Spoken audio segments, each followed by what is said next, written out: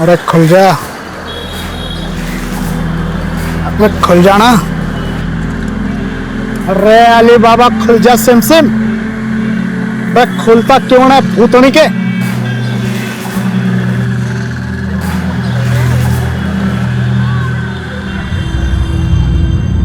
ले भाई, ABCD आयात त्रिभुज सब करके देख लिया, लेकिन इसका पैटर्न है ना मुझे याद नहीं आ रहा है। 2000 रुपए लगेंगे।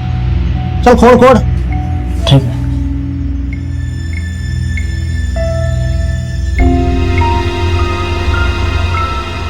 ले भाई, खुल गया, खुल गया। हाँ, और ये है पैटर्न।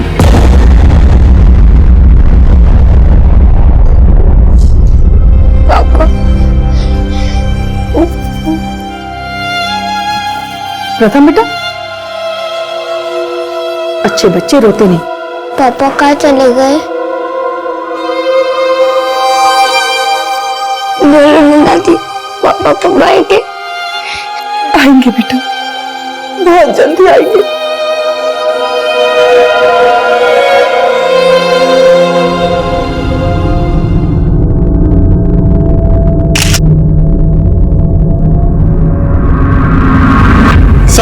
सर सुदेश बत्रा के मोबाइल का IMEI नंबर ट्रैकिंग पे था। अभी अब उसके फोन में एक दूसरा सिम कार्ड एक्टिव हुआ है विकासपुरी में।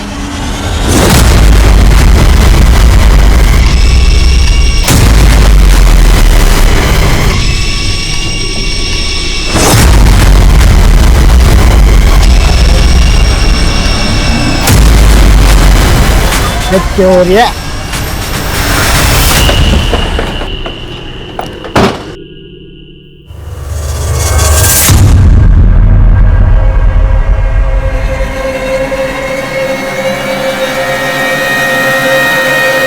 रुक, इधर आ।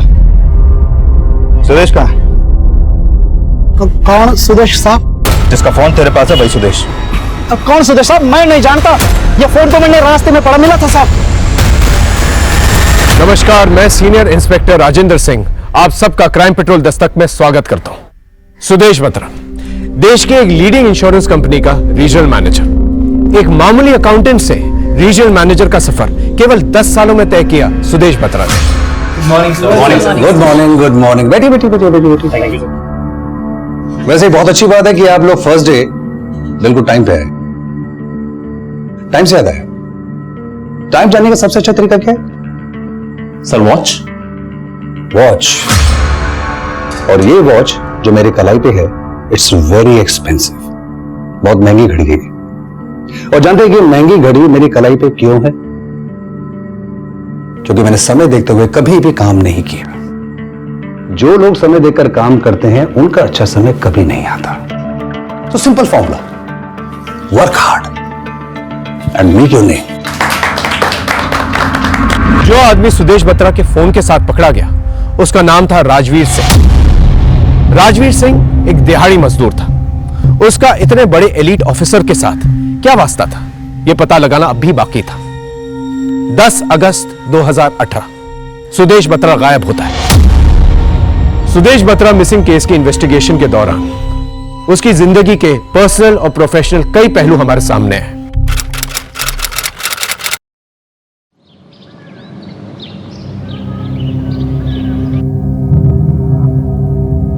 सुदेश, ये क्या चाय ठंडी हो रही है और तुम पेपर में लगे हुए हो? हाँ, आवाज कान में नहीं जाती ना? कान मरोड़ू क्या? हाँ, शुक्र है भैया, आपके तो सिर्फ कान मरोड़े जा रहे हैं, हमें तो माँ की मार पड़ती थी। लकी हो आप। गुड मॉर्निंग पापा, गुड मॉर्निंग दादी, गुड मॉर्निंग चाचा। ओए, गुड मॉर्निंग। दुकान तैयार क्यों नहीं अभी तक? स्कूल जाना है क्या? मम्मी मुझे प्रदीप मामा के घर पे ले जाने वाली है।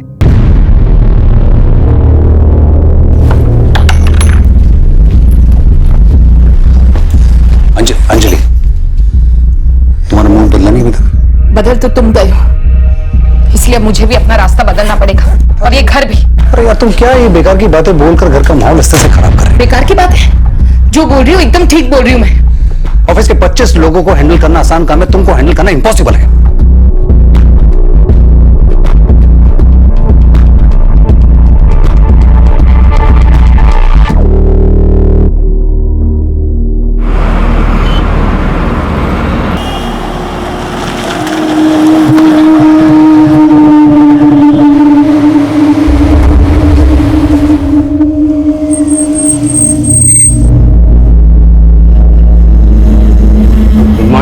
Good morning.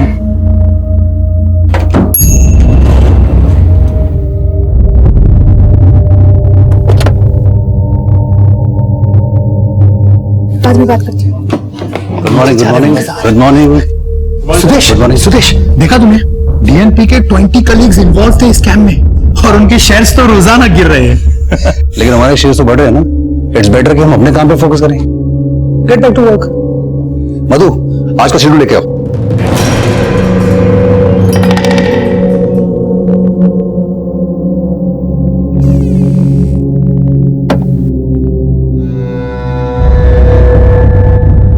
नौ बज गए, सुदेश अब तक घर नहीं आया है। उसको फोन लगा रही, फोन भी नहीं लग रहा उसका। तुम्हें कुछ बता के गया है कि वो आज लेट आने वाला है? नहीं मम्मी, मुझसे तो कुछ नहीं बोला उन्होंने।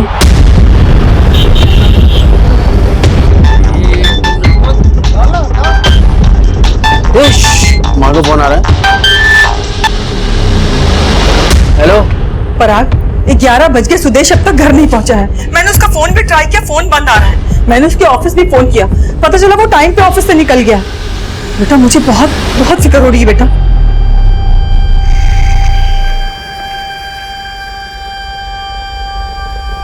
ये 12 बज गए, अब तक कहाँ?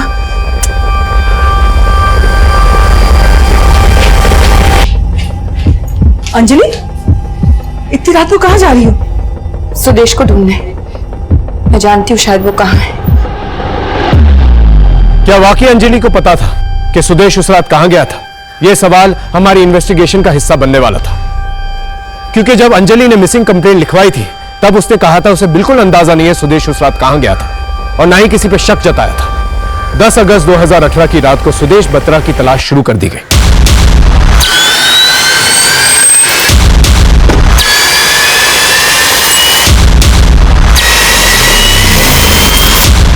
उसका फोन हमारे सर्वेलेंस में था। उसे गायब होने का राज पता करने के लिए 11 अगस्त को हम उसके ऑफिस पहुंचे।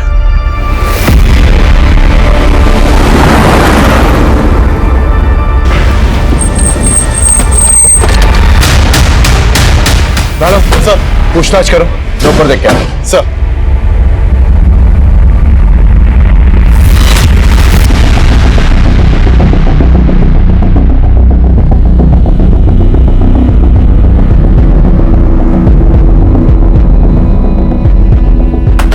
ये कौन है? राधिका सेन, क्रेडिट डिपार्टमेंट की हेड है। सुदेश सर और राधिका मैम अक्सर एक साथ ही निकलते हैं। अक्सर एक साथ ही निकलते हैं। सुदेश राधिका को ड्रॉप करता है? नहीं, राधिका मैम की खुद की गाड़ी है। ये राधिका का है? हाँ राधा। सर पार्किंग लॉट में तो सीसीटीवी नहीं है। मैंने एग्जिट गेट के सीसीटीवी फुटेज चेक किए। सुदेश की गाड़ी यहाँ से 8 बजे निकली थी। ये सीसीटीवी फुटेज। लेकिन सर ये देखिए, ये सुदेश की गाड़ी है। ये 8 बजे यहाँ से निकली थी। जरा रिवाइंड करना। मुझे में जरा देख के बताना फुटेज। इसमें कहीं राधिका की गाड़ी नजर आती है? सर सही है। Thank you very much. Thank you sir. 7:30 बजे राधिका और सुदेश पार्किंग लॉट में पहुंचते हैं और ठीक 7:40 को राधिका अपनी गाड़ी लेकर निकल जाती है और तकरीबन 20 मिनट तक सुदेश पार्किंग एरिया में ही रहता है। तो हो सकता है कि राधिका ही वो आखिरी शख्स हो जिसने सुदेश को आखिरी बार देखा। हाँ सर, कल सुदेश और मैं साथ में ही निकले थे। सुदेश ने बताया तुमसे मिलने के बाद वो कहां जाने वाला था? नहीं सर, बल्कि मैं खुद हैरान हूँ कि सुदेश अचानक से जा कहाँ सकता है। ऑफिस से निकलते वक्त क्या बातचीत हुई थी आप लोगों की?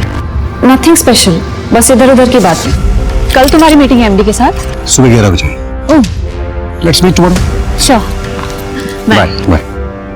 आपके जाने के बाद सुदेश पार्किंग लॉट में 20 मिनट तक था। कहीं कुछ छुपा तो नहीं रही है? नहीं सर, जरूर सुदेश की वाइफ ने आपसे झूठ बोला होगा। कल आई थी वो मेरे घर। मैंने उसे कल भी क्लियर किया था कि सुदेश मेरे घर आया ही नहीं। अरे अंजलि, तुम यहाँ इस वक्त? सुदेश कहाँ है? सुदेश? मुझे क्या पता, बेडरूम में है ना। अरे Anjali, Anjali, how dare you! मैंने कहा ना सुदेश यहाँ नहीं है। तो सुदेश की वाइफ को शक है कि तुम्हारा और सुदेश का अफेयर है? हाँ सर, लेकिन ऐसा कुछ नहीं है सर। सुदेश भी परेशान रहता था अंजलि से, इसी वजह से। सुदेश ने बताया था मुझे कि अंजलि घर छोड़कर जाने वाली थी।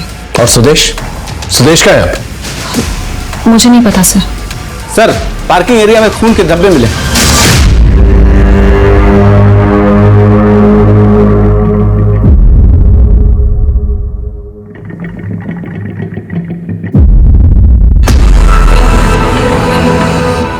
ये देखिए सर।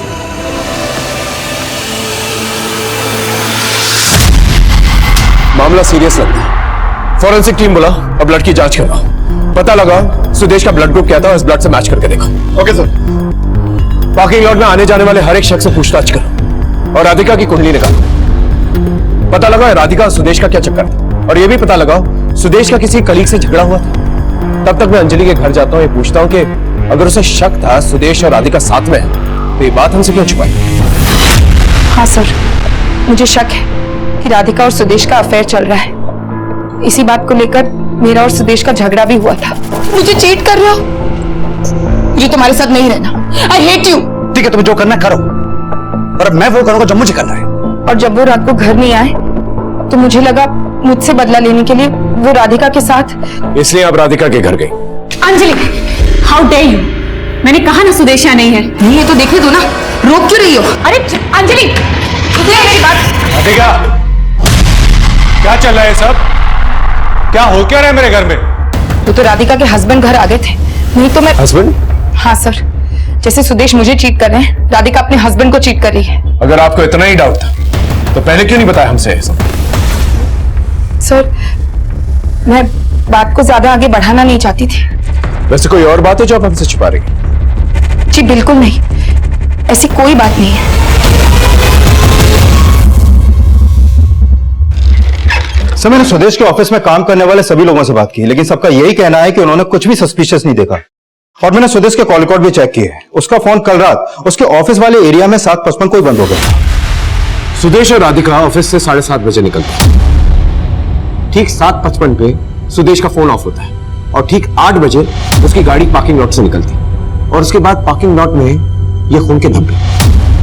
क्या कनेक्शन हो सकता है? सर, सुदेश के कॉल रिकॉर्ड में तो कुछ भी सस्पिशियस नहीं मिला है, लेकिन हाँ, एक बात जरूर पता चली है कि सुदेश और राधिका के बीच अक्सर फोन पर काफी बात होती थी। ये देखिए सर, वो भी देर रात तक। पर राधिका का कहना है कि वो सुदेश से किसी प्रोजेक्ट को लेकर बात करती थी। और दूसरी ओर अंजलि को लगता है कि सुदेश राधिका के साथ था उस रात। हो सकता है जो अंजलि ने ना देखा राधिका के पति ने देख लिया सुदेश को अपने बेडरूम में। सर, मुझे लगता है सुदेश के गायब होने का कनेक्शन राधिका के घर से ही मिल सकता है।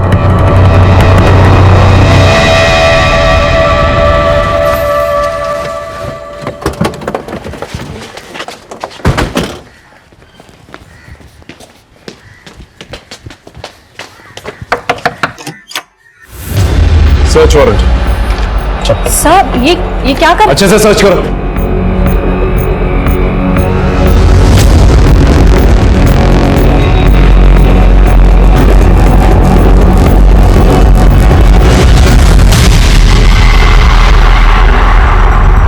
राधिका के घर पे हमें कुछ सस्पिशियस नहीं मिला जो सुदेश की मौजूदगी साबित कर सके।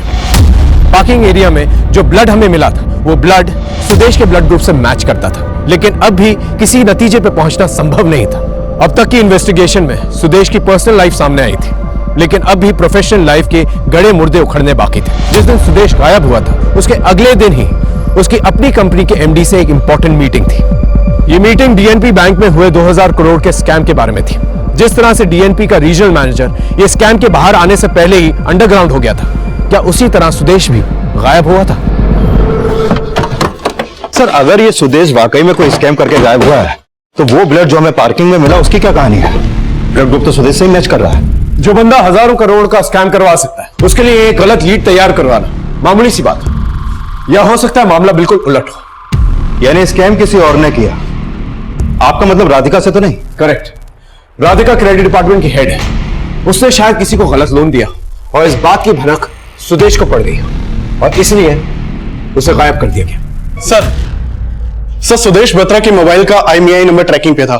अभी उसके फोन में एक दूसरा सिम कार्ड एक्टिव हुआ है विकासपुरी में।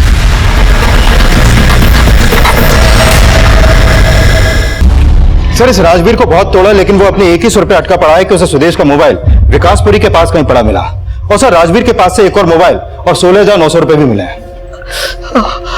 साहब सब माना कि वो फोन मेरा नहीं है, लेकिन पैसे तो मेरे हैं ना साहब। वो फोन तो मुझे रास्ते में पड़ा मिला साहब, लेकिन पैसे मेरे कमाई के साहब, चोरी ना किया मैंने। हाँ साहब। अच्छा, क्या धंधा करता है? कुछ भी कर लेता हूँ साहब, जैसे कि पेंटिंग करना हो या माल यहाँ से वहां ले जाना हो, कुछ भी कर लेता हूँ साहब। साहब गरीब आदमी का बैंकों में पड़ा पैसा बड़े बड़े लोग उठा के ले जाते, उन्हें कोई नहीं धरता, लेकिन मैंने जमीन से पड़ा फोन क्या उठा लिया, आपने मुझे धर लिया साहब। साहब माँ कसम साहब, अगर मेरा फोन भी जमीन पर गिर जाए ना तो भी ना उठाऊंगा इसके आगे साहब।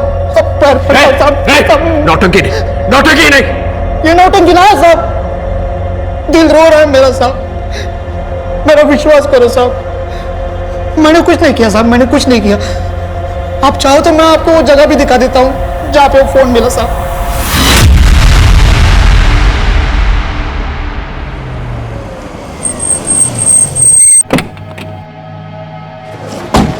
बता कहाँ मिला था?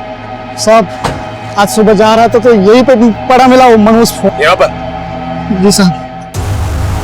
यहाँ इतने लोग आते जाते हैं, किसी को फोन दिखाई नहीं दिया, सिर्फ तुझे ही दिखाई दिया। हमारी किस्मत खराब थी साहब, जो आपकी मार खाने वास्ते ये मनोज फोन उठा लिया मैंने साहब। पैर पड़ता हूँ साहब, मरने जाने दो साहब, मेरी बीवी घर पर इंतजार करती होगी, फैमिली वाला आदमी हो साहब, जान दो।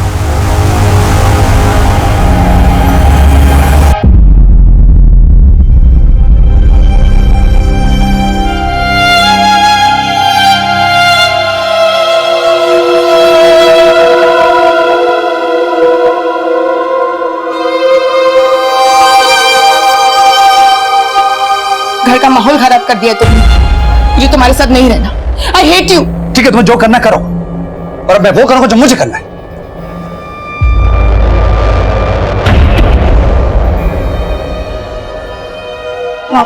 प्रथम, प्रथम यहाँ क्या कर रहे हो? खाना लगा दिया, चलो खाना खाते हैं। आप पापा से नाराज है इसलिए पापा चले गए ना? बोलो ना पापा कहाँ है? मुझे नहीं पता बेटा, लेकिन वो जल्दी आ जाएंगे। पहले आप खाना खाओ। पापा नहीं आ गए तब तक मैं खाना नहीं खाऊंगा। प्रथम जिद मत करो बेटा। अंजलि, प्रथम को तो तुम दिलासा दे रही हो, लेकिन तुम्हारे और सुदेश के बीच में इतना कुछ हो गया और तुमने मुझे बताया तक नहीं। मम्मी प्लीज, आप फिलहाल ये सब बातें मत कीजिए। अभी तो सिर्फ मैं ये चाहती हूँ कि सुदेश जल्द से जल्द सही सलामत घर वापस आ जाए। माँ नीचे पुलिस आई है, वो कह रहे हैं उन्होंने उस आदमी को अरेस्ट कर लिया है जिसके पास सुरेश भैया का फोन था। सर राजवीर के बारे में एक बात पता चली है।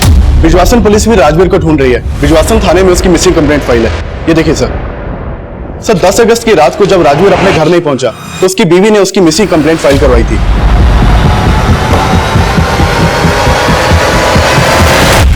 सुदेश की फोन की कहानी तो तूने सुना थी, अब अपने मिसिंग होने की कहानी सुनो। दरअसल 10 अगस्त को साहब हमारा डिंपल के साथ झगड़ा हो गया था साहब। डिंपल हमारी बीवी साहब। सुदेश की तरह इसकी भी बीवी के साथ झगड़ा हुआ था। क्या झगड़ा हुआ था? अब क्या बताऊं साहब, उस दिन क्यों, कोई कहानी नहीं सूझी? अरे ना साहब, कोई कहानी नहीं है। बात यह है कि डिंपल जो है ना वो मेरी बैलो ना समझती साहब, हर बात पर किक किक करती रहती। खाना मांगो तो जाके ले लो खाना, पानी मांगो तो पी लो पानी।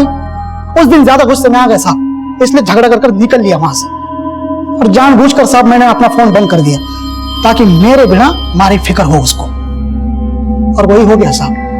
मेरे जाने के बाद हमारी फिक्र हुई उसको, इसलिए तो उसने रपट लिखवा दी साहब। मैंने जाने दो साहब, घर पे डिंपल मेरा इंतजार करती होगी साहब, जान के। बेटा तू जितना ऊपर है ना उतना नीचे भी अच्छी तरह से समझना है हम लोग। 10 अगस्त को जानबूझ के फोन बंद किया था ना ताकि सुदेश को उठा सके, और मिसिंग कंप्लेंट का भी आइडिया तेरा ही था। तेरी बीवी भी इन्वॉल्व है ना इसमें।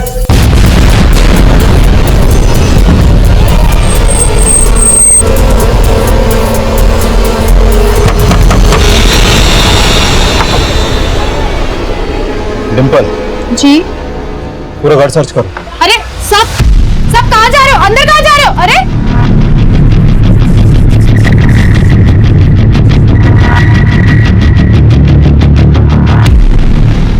ये बात कर रहे हो साहब? अगर राजवीर घर पर होता तो मैं उसकी रपट क्यों लिखवाती?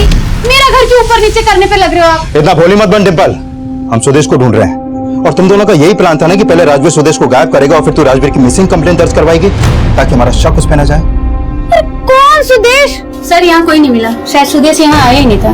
देखा, पहले ये बताओ राजवीर कहाँ है? ये क्या हो रहा है साहब? अब हमारी बीवी को भी उस सुदेश के साथ जोड़ रहे हो। अरे ना वो जानते किसी सुदेश को, ना मैं। वो तो हम गुलवा लेंगे। सर देख, अच्छी तरह से खातिरदारी करो इसकी। साहब सुन लो साहब, मत मारो साहब, मैंने कुछ नहीं किया साहब। शिकायत दर्ज कराने वाले को ही अंदर कर दिया। घना अन्याय है ये सब। चुप हो जा। कैसे कैसे चुप हो जाए? क्या चिल्लम चिल्ली हो रही है यहाँ पर? साहब आप सबके सब बिक गए हो साहब। मुझ गरीब पर जुल्म करके क्या मिलेगा साहब आपको?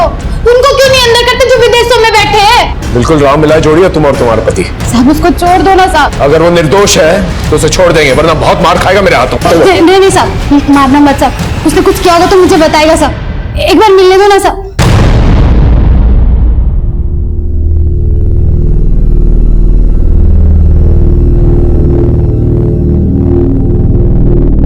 टिंकू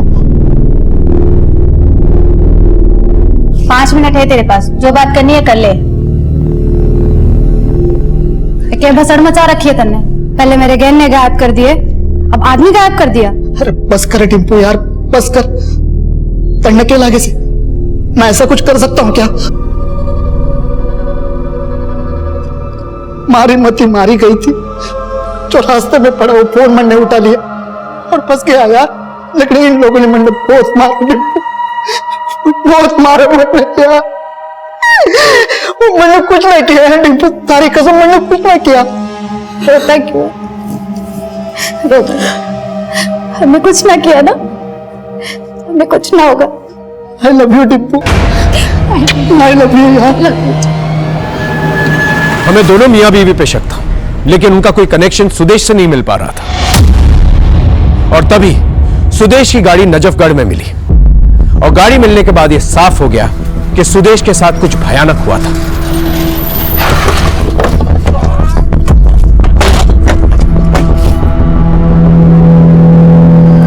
सर 3 दिन से गाड़ी यहाँ पर पड़ी थी।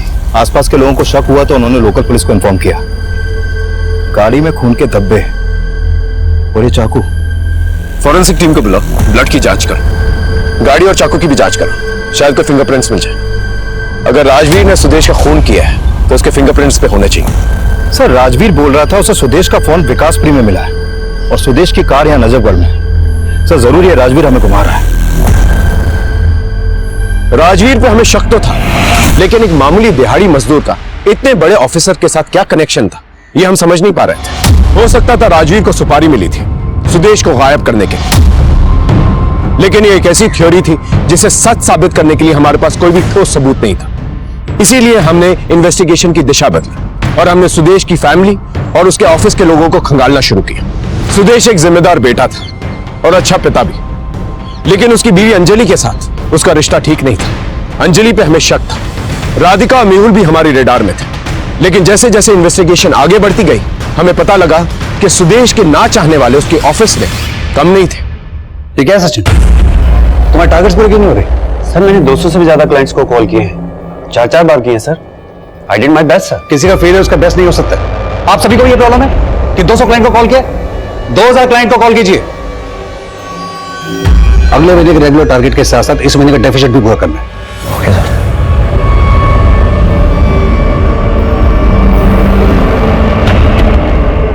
सुदेश चाहता था कि हर एम्प्लॉय उसको अपना 100% दे और कभी कभी इसी चक्कर में थोड़ा सा ओवर रिएक्ट करता था। पर मेरे हिसाब से वो एकदम सही करता था। बॉस अगर बॉस की तरह बिहेव ना करे और इजीली सेटिस्फाई हो जाए तो ग्रोथ कैसे होगी कंपनी की? लेकिन सर परफॉर्मेंस प्रेशर की वजह से काफी एम्प्लॉय ज्वाइन करने के कुछ महीने बाद ही जॉब छोड़ दिया करते थे।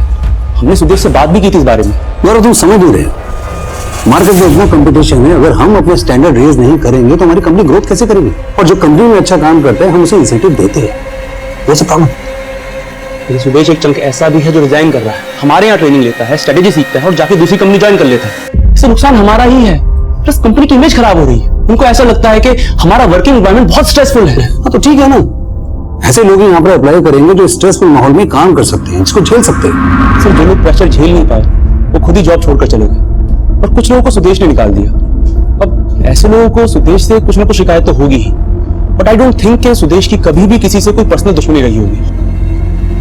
मुझे इस कंपनी के उन सभी एम्प्लॉयज की डिटेल चाहिए जो जॉब से निकाले गए, और उनकी भी जिन्होंने खुद जॉब छोड़ी। सर सुदेश सर टारगेट को लेकर स्ट्रिक्ट तो थे, पर उतना ही जेनरस भी। इनफैक्ट लास्ट ईयर पूरे स्टाफ को डबल बोनस अनाउंस किया था उन्होंने, और इस साल तो बोनस ट्रिपल करवाने का प्रपोजल देने वाले थे वो। इनफैक्ट वो अपने एम्प्लॉयज को खुश रखने में कोई कसर नहीं छोड़ते थे। आप भी खुश थे उनसे? जी, मैं भी बहुत खुश थी। इनफैक्ट सुदेश सर बहुत ही अच्छे बॉस हैं। इस मधुरिमा के भी कुंडली निकालो, बहुत तारीफ करी अपने बॉस सुदेश की। ये सुदेश की पर्सनल असिस्टेंट थी, तो हो सकता है पर्सनल रिलेशन भी डेवलप हुए हैं दोनों के बीच में। Okay sir.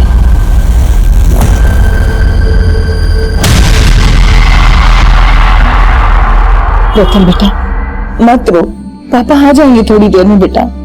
कितना वेट करूं दादी, पापा की याद आ रही है।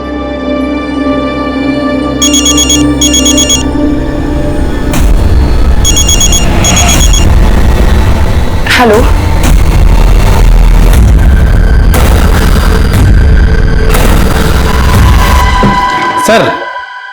सर राजवीर की बीवी डिंपल के बारे में एक खबर पता चली। सर ये डिंपल प्रोस्टिट्यूट थी, इसके बहुत सारे क्लाइंट्स थे पहले, लेकिन राजवीर से शादी करने के बाद उसने वो सब काम छोड़ दिया। डिंपल एक प्रोस्टिट्यूट थी।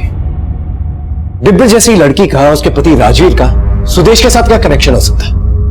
लगता है डिंपल से मिलना पड़ेगा। अंजलि क्या हुआ? तू रो क्यों रही है? किसका फोन था? अरे तू चुप क्यों है, बोलते क्यों नहीं? मम्मी, सुदेश किडनैप हो गए। किडनैपर का कॉल था। हेलो, सुदेश की बीवी है ना तुम?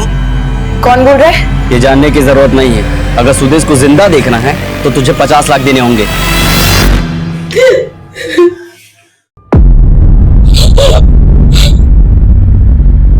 हाँ साहब, धंधा करती थी मैं पहले, लेकिन वो काम मैं मजबूरी में अपना पेट पालने के लिए करती थी साहब। बचपन में ही मैं अनाथ हो गई और मेरे मामा ने मुझे बेच दिया, लेकिन राजवीर मेरी जिंदगी में आया तो मैंने वो सारा काम छोड़ दिया था साहब। जब तू धंधा करती थी तब तो सुदेश आया होगा तेरे पास। कौन सुदेश साहब? मुझे नहीं मालूम, मेरे लिए तो सब कुछ राजवीर ही है। बहुत प्यार करता है राजवीर मुझसे साहब। मुझसे शादी करने के लिए उसने अपने बाप तक से बगावत कर दी थी। उसका बाप कहाँ है? पता नहीं साहब, मुझसे शादी करने के बाद राजवीर के माँ बाप ने उससे सारे रिश्ते नाते तोड़ दिए साहब। जिस आदमी ने मुझे उस दलदल से निकाला, जिसने मुझसे शादी तक की साहब, वो इतना बुरा काम नहीं कर सकता साहब। सर, जिन एम्प्लॉयज ने सुदेश की लीडरशिप में रिजाइन किया उनमें से ये नीरज दहिया भी है। सर, ये नीरज और सुदेश कभी बहुत अच्छे दोस्त हुआ करते थे। 2 साल पहले ये दोनों ही रीजनल मैनेजर के दावेदार थे, लेकिन कंपनी ने चुना सुदेश को।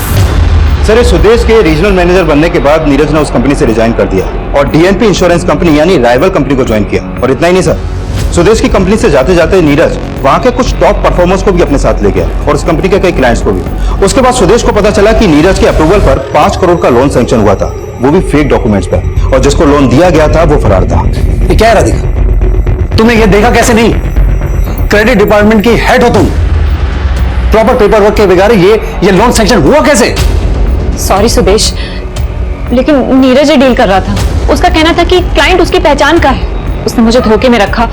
मैं क्या करती? I am so sorry.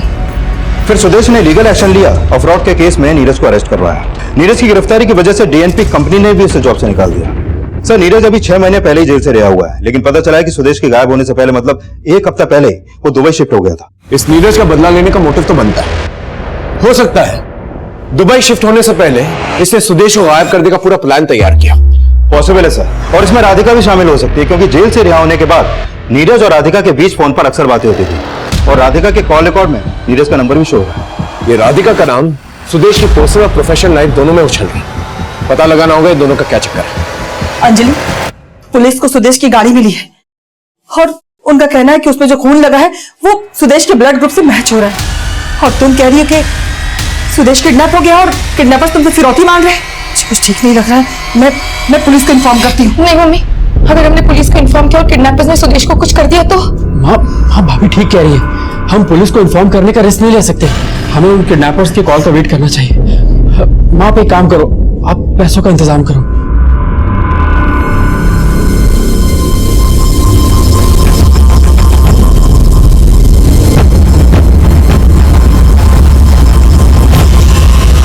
बीवी का कहना है कि सुदेश का अफेयर था तुम्हारे साथ, फिर ये नीरज का क्या चक्कर है? आप ऐसे ही मेरे कैरेक्टर पे उंगली नहीं उठा सकते। उंगली तो पहले से उठ रही है मैडम आप पर। अब आप ये बताइए, सुदेश के गायब होने से एक हफ्ता पहले नीरज दुबई चला जाता है, उसका क्या कनेक्शन है आपके साथ? आप मुझ पर बेकार में ही शक कर रहे हैं सर। तो फिर कंपनी छोड़ने के बाद भी नीरज तुम्हें फोन क्यों किया करता था? क्योंकि उसके साथ मिलकर मैं सुदेश को मारने की प्लानिंग कर रही थी, इसलिए।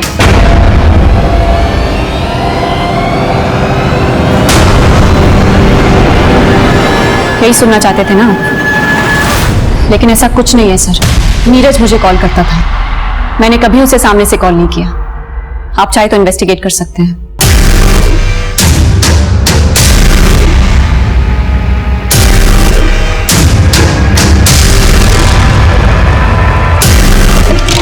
सर, राधिका के खिलाफ तो कुछ नहीं मिल रहा और नीरज को दुबई से यहाँ बुलाने के लिए एम्बेसी से बात चल रही है। लेकिन सर एक बात तो पता चली है, नीरज को अरेस्ट करवाने के बाद सुदेश ने अपनी कंपनी में एक नई पॉलिसी बनाई जिसमें कंपनी के हर एम्प्लॉय को एक बॉन्ड साइन करना था।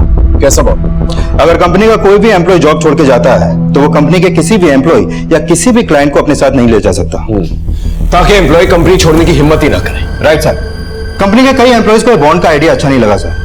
और सर ये भी पता चला है कि इसी दौरान उसी कंपनी में काम करने वाले अक्षय और गौरव को भी बाहर से जॉब के काफी अच्छे ऑफर आए, लेकिन इस बॉन्ड के चलते ये लोग जॉब स्विच नहीं कर पाए। सर सुदेश की गाड़ी में जो चाकू मिला था उस पर किसी के फिंगरप्रिंट के निशान नहीं मिले, लेकिन सुदेश की गाड़ी की सीट पे जो उंगलियों के निशान मिले थे वो राजवीर के फिंगरप्रिंट से मैच करते हैं।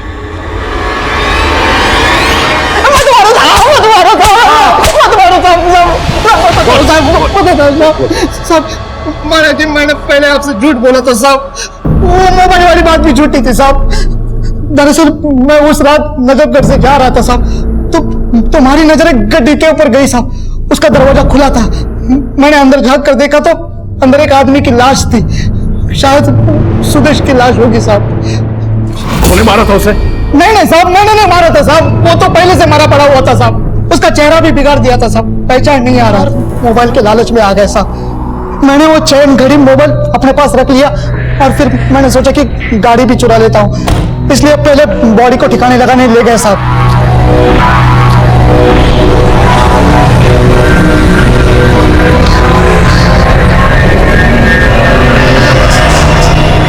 साहब बाद में मैंने जो है ना वो गाड़ी चुराने का आइडिया ड्रॉप कर दिया साहब, क्योंकि उसमें खून लगा था।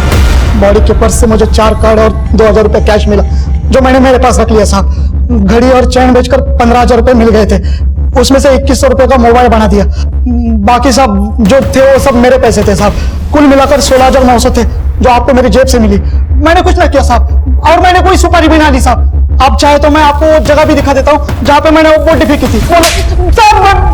इतना पीटो इसे कि झूठ के कीटाणु हमेशा के लिए मर जाए। मैं सच करूँ तो मत मारो तो।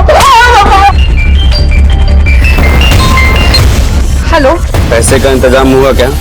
हाँ हो गया है, लेकिन सुदेश का है, उनका बेटा उनसे बात करने के लिए तरस रहा है। प्लीज एक बार बात करा दो प्लीज। हाँ।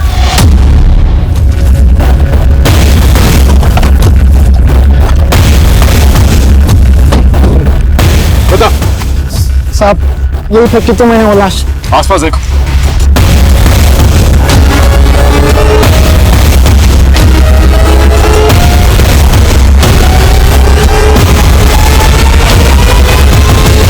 सर यहाँ आसपास तो कोई बॉडी नहीं मिली है। माँ कसम साहब, मैंने यही फेंकी थी बॉडी। तुझे मार कर यही काट दूंगा, समझा? साहब मेरा यकीन करो साहब, मैं झूठ नहीं बोल रहा हूँ साहब। लेके जाओ से। अरे मेरी बात तो सुन लो साहब। अरे मैं एक नंबर का झूठा है, लेकिन फिर भी चांस नहीं लिया जा सकता। लोकल पुलिस से पता करो कोई बॉडी मिली उन्हें, और सुनार से भी पूछो जिसने ये घड़ी और चेन खरीदी इससे।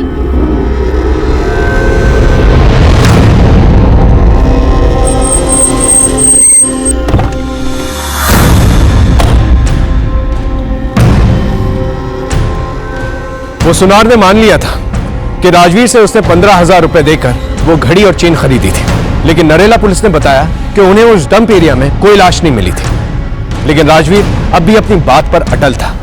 उसने कहा कि उसने वो बॉडी उसी डंप एरिया में फेंकी थी। अगर वाकई में उसने ऐसा किया था तो फिर वो लाश गई कहां थी?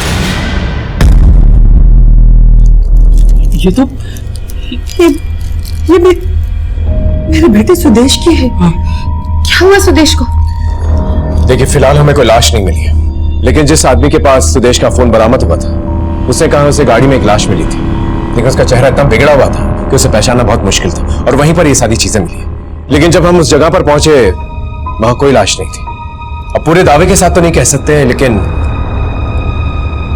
हो सकता है कि राजवीर ने सुदेश को मारा।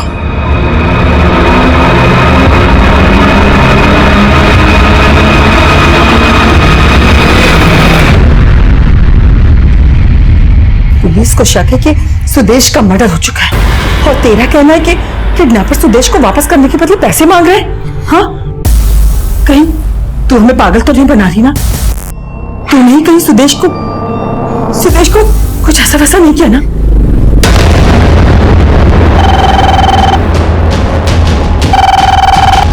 हेलो,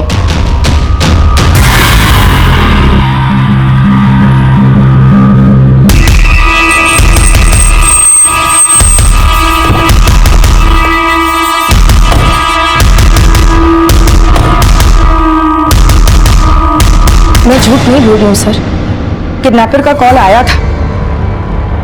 मैं डर गई थी। उन्होंने मुझे धमकी दी थी कि अगर मैंने आप लोगों को कुछ भी कहा तो वो सुदेश को। लेकिन आपके सास और देवर का कहना है कि किडनैपर्स का फोन एक नाटक है।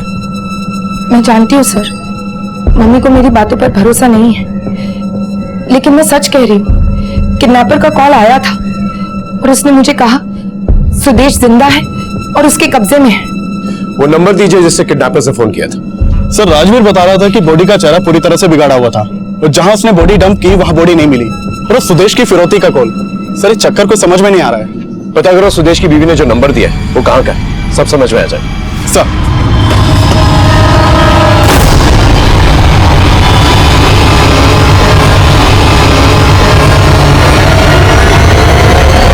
हाँ देते बोलो। सर जिस पीसीओ से अंजलि को फोन किया गया था उसका पता चल गया है। यहाँ आसपास कहीं सीसीटीवी भी नहीं है। पीसीओ के ओनर को मैंने सारे संदिग्धों की फोटो दिखाई, लेकिन उसने किसी की पहचान नहीं की। उस पीसीओ के आसपास के एरिया को चेक कर, और ये भी पता करो कि वाकई में अंजलि को उस पीसीओ से किडनैपर्स के फोन आते थे या ये सब एक कहानी। हमने उस पीसीओ के आसपास सभी रास्तों पे पूछताछ की, और पास की एक दुकान में सीसीटीवी में हमें राजवीर की पत्नी दिखाई दी एक और आदमी के साथ।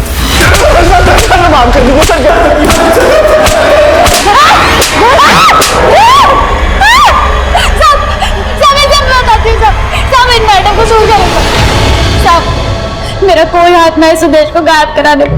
मैं तो बस अपने पति को बचाने के लिए फिरौती के फोन करा रही थी अपने पुराने दलाल गफूर से। साहब मैंने सिर्फ कॉल किया था सर, उसके बदले में डिंपल ने मुझे पैसे दिए थे सर, और मुझे कुछ नहीं पता सर। मैंने ये सब इसलिए करा है साहब ताकि आप लोग राजवीर पर शक न करो और आप लोगों को लगे कि सुदेश जिंदा है। साहब तेरी बीवी ने ली थी ना सुपारी सुदेश को मारने के लिए, और उसी ने कहा था तुझे सुदेश को मारने को। ना साहब, हमारी बीवी को छोड़ दो साहब, उसने कुछ ना किया साहब, यही सच है। अब सच चाहे जो भी हो, केस तो यही बनेगा। तू और तेरी बीवी हमेशा के लिए जाएंगे अंदर, क्योंकि वो भी फंस चुकी है फिरौती का फोन करवा के। ना साहब, डिंपल ने कुछ ना किया साहब। मैं आपको बताता हूँ साहब सच क्या है, पूरा सच। झूठ का एक भी खतरा मिला ना मुझे तो मार कर यहीं गाड़ दूंगा, समझा? बोल। साहब मैंने ही मारा था सुदेश को। मैंने लोन पे स्कूटी ली थी साहब, डिंपल के कहने पर। उसकी किस्त चुका नहीं पा रहा था साहब, बार बार बैंक वाले फोन करते थे और स्कूटी उठाने की धमकी देते थे। इसलिए फिर मैंने चोरी करने का प्लान बना लिया साहब। मैंने देखा कि इन बड़ी बड़ी कंपनियों में काम करने वाले लोग चलता फिरता पैसों का शौकेस है। मैंने सोचा इन लोगों को लूट कर मेरी स्कूटी की किस्त चुक सकती है। मैंने नोट किया साहब कि लूटने के लिए बड़े बड़े बिल्डिंग के पार्किंग का एरिया बेस्ट होता है, वो भी रात के टाइम में। मैं सिर्फ डरा कर लूटने वाला था साहब, इसलिए जैसे ही वो सुदेश गाड़ी में बैठा मैं उसके पीछे जाके बैठा साहब।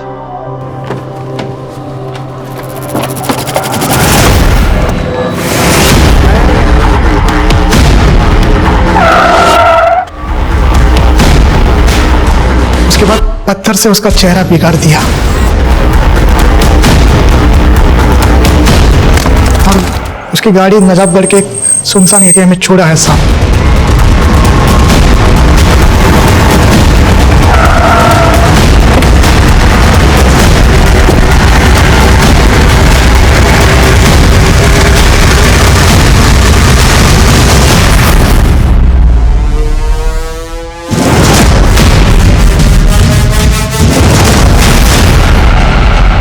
सर, डीएनए से कंफर्म हो गया है कि वो लाश सुदेश की है और आज स्टेपिंग भी हुई है। तुम्हें ये बात हजम हो रही है? राजवीर को अपनी स्कूटी की किस्त चुकानी थी, इसीलिए उसने ये सारा प्लान रचा। और जब सुदेश चिल्लाने लगा तो राजवीर ने उसे मार डाला। लेकिन 13 बार स्टैबिंग करके उसका चेहरा बिगाड़ के इतनी दूर ले जाके उसे फेंकने की क्या जरूरत थी? और जिस तरह से ब्रूटल किलिंग हुई है उसे देख के तो लगता है जैसे किसी ने पर्सनल दुश्मनी निभाई है। सर, सुदेश को अकेले इस तरह मारना और फिर इसकी लाश को गाड़ी में डालकर दूर जंगल में ले जाकर फेंक देना, सर ये किसी एक आदमी का तो काम नहीं हो सकता, वो भी राजवीर के साइज का। जरूर इस राजवीर के साथ कोई ना कोई तो शामिल है सर।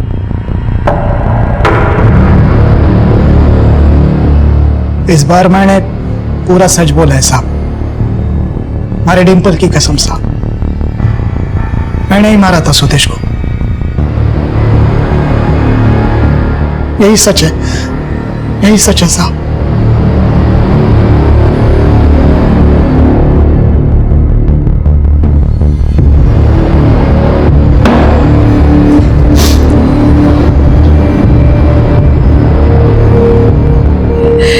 सिर्फ कुछ पैसों के लिए सुदेश को मार डाला उस आदमी ने।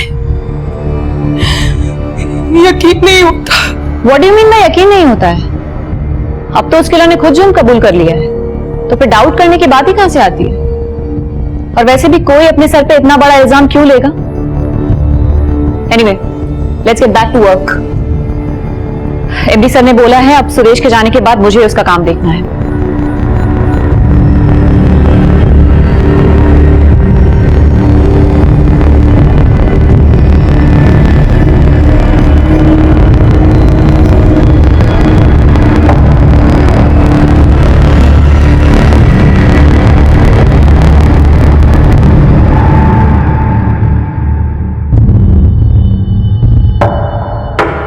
Sudesh Batra murder case solve हो चुका है। कातिल का कन्फेशन ही हमारे लिए सबसे बड़ा सबूत था। राजवीर ने कबूल किया कि वो बिजनेस कॉम्प्लेक्स में आया जाया करता था ताकि किसी अमीर आदमी को वो फांस सके और उसे अपना शिकार बना सके। लेकिन ताज्जुब की बात यह थी कि इस हाईली सिक्योर्ड एरिया में किसी ने उसे आते जाते नहीं देखा और इसी का फायदा राजवीर ने उठाया और एक पार्किंग लॉट को अपनी लूट का ठिकाना बनाया। यह नामुमकिन सी बात थी कि सीसीटीवी कैमरा पे राजवीर को किसी ने आते जाते ना देखा, लेकिन एक अनजान आदमी की ट्रेसपासिंग को पूरी तरह से नजरअंदाज किया गया और इस दस्तक को नकारा गया और अंजाम एक निर्दोष को भुगतना पड़ा। हालांकि केस सॉल्व हो चुका था, लेकिन ऐसे कई सवाल थे जिनके जवाब अभी तक नहीं मिले थे। कुछ ऐसे सिरे थे जो एक दूसरे से जुड़े नहीं थे। कभी कभी कुछ केसेस ऐसे भी होते हैं जो एक ऑफिसर को पूरी तरह से संतुष्टि नहीं दे पाते। ये वो लकीर होती है जो सच और संभावित सच को अलग करती है। देखते हैं हमारे आज के एपिसोड की दूसरी कहानी।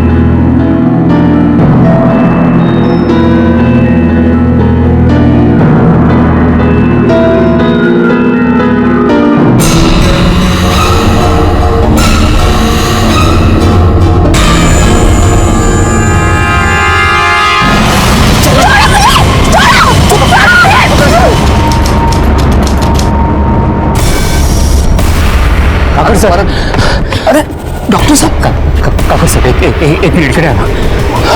डॉक्टर सर, काय झालं? काकर सर मेरी बात सुनिए, बहुत बड़ी घटना हुई है, बहुत बड़ी, बहुत बड़ा बवाल होने वाला है। मगर क्या हुआ? कुछ लड़के एक लड़की को लेके आए थे और उसका रेप करके उन लोगों ने, बेचारी मरने वाली थी, मुझे इलाज करने के लिए बुलाया। लड़की कौन थी?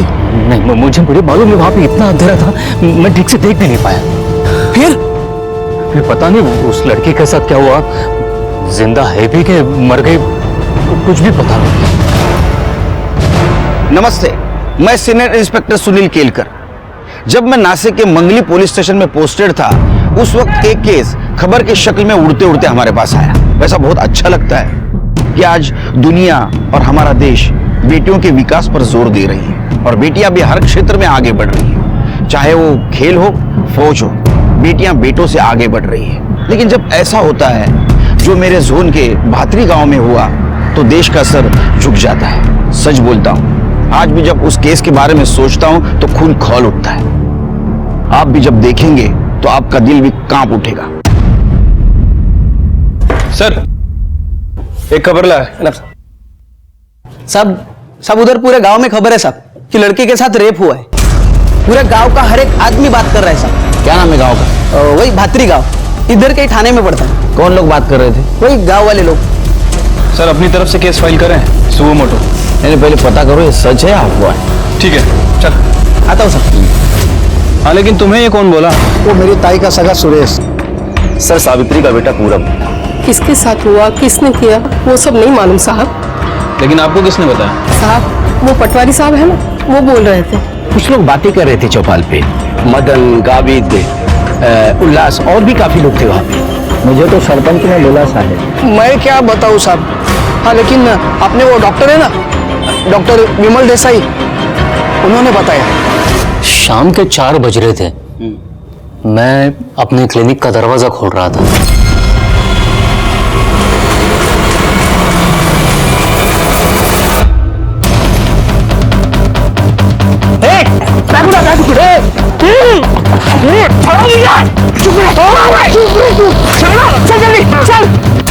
छोड़ो छोड़ो मुझे। कौन हो तुम लोग? ये देखो तुम गलत कर रहे हो। चुप कर दो। ये गलत कर रहे हो तुम लोग। तुम कितना भी तो केस होगा तुम पर।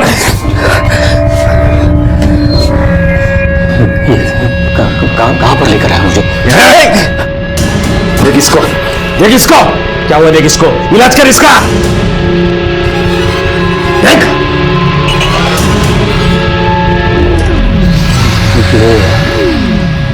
क्या क्या है तुम लोगों ने इसके साथ? थानेदारी नहीं, डॉक्टर इलाज करने के लिए बुलाया तेरे को यहाँ पे। औषध दे, मेडिसिन मेडिसिन दे।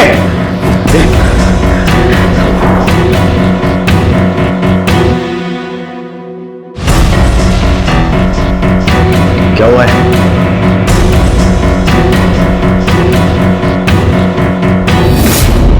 बोल।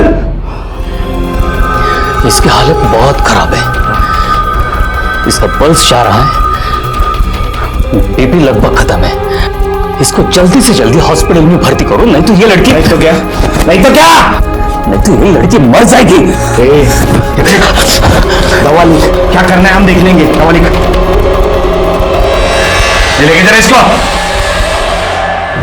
लड़की की हालत बहुत बिगड़ी हुई थी साहब। कौन थे लोग? किसी को पहचाना? पता नहीं साहब, वो सबके चेहरे पे वो होता है ना मंकी कैप, सबने वो मंकी कैप पहना था। कहाँ छोड़ा आपको? रास्ते में ही छोड़ दिया। छोड़ा क्या साहब, उन्होंने गाड़ी स्लो किया और गाड़ी से धक्का मार के मुझे बाहर धकेल दिया। और इससे पहले कि मैं कुछ समझ पाता, अपने चेहरे से कपड़ा हटा पाता, गाड़ी निकल चुकी थी। कुछ बोले आपको? हाँ, मतलब कि अगर किसी को कुछ बताया तो तेरा ऑपरेशन कर देंगे। तो तुमको क्यों लेके गए इलाज के लिए? तुम्हें जानते थे? सब पता नहीं, मैंने कहा ना उन लोगों ने मंकी कैप पहना था, तो पता नहीं वो लोग कौन थे। तुम्हारे क्लिनिक के बाहर सीसीटीवी है? लेकिन खराब हो गया। ठीक करवा लो उसे। जी। लड़की का हुलिया देखा? चेहरा सब अंधेरा था वहां पर, तो मैं ठीक ठीक देख नहीं पाया। उसका चेहरा काफी सूजा हुआ था, बहुत पीटा था उसको, नीचे कपड़े पे खून भी था। कोई सिडेटिव उन्होंने मतलब बेहोश करने की दवा उस लड़की को दी थी उन लोगों ने। अच्छा, तुम जब ट्रैवल कर रहे थे तो कुछ आसपास से आवाज सुनाई दे रही थी?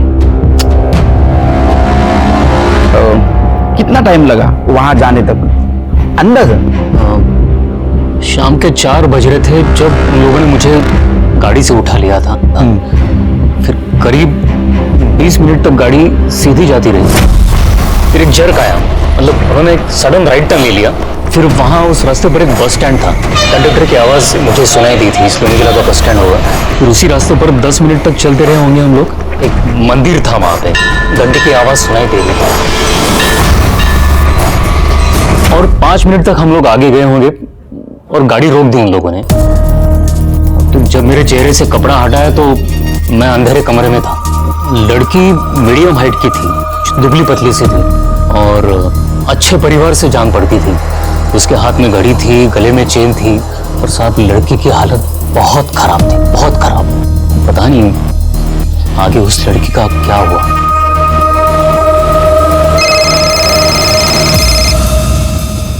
हेलो, हाँ ठीक है, हम आ रहे।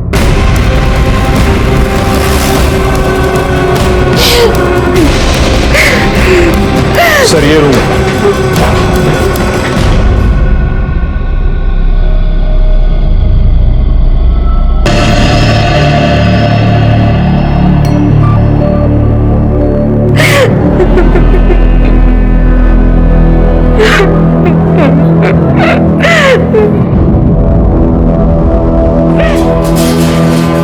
डॉक्टर, मेरी बेटी को क्या हुआ? कुछ आ गया उसे? डॉक्टर साहब, मेरी लड़की कैसी, तबीयत कैसी है उसकी? देखिए, हम पूरी कोशिश कर रहे हैं, आप लोग थोड़ा सब्र कीजिए। हाँ इंस्पेक्टर साहब, आपसे थोड़ी बात करनी है, 1 मिनट आइए प्लीज।